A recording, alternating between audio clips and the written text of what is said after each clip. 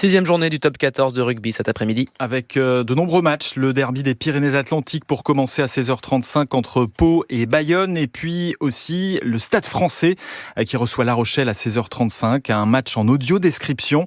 C'est assez rare pour les spectateurs non-voyants, Grégoire Bellière. Vivre le match au stade comme tous les autres supporters, c'est enfin possible pour Anne, malvoyante de naissance.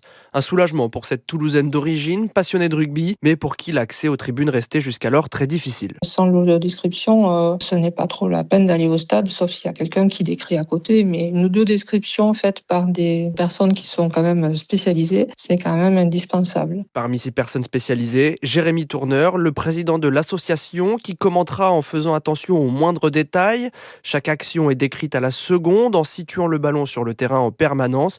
Et surtout, il pourra faire vivre l'ambiance dans le stade. Dernièrement, à l'UBB, il y a eu une énorme holla qui s'est lancée. Je leur ai décrit ce qui se passait dans la tribune autour d'eux. Et je leur ai fait un décompte. Je leur ai dit, voilà, en fait, la holla, elle arrive sur vous dans 3, 2, 1 seconde.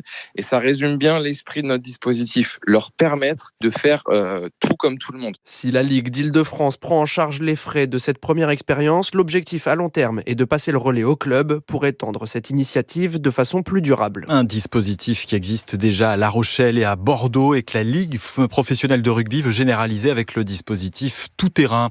Valentin Vachereau et Arthur Hinderknecht, le premier est monégasque, le second est français, mais dans la vie, ils sont cousins et ils disputent tous les deux, chacun de leur côté, les demi-finales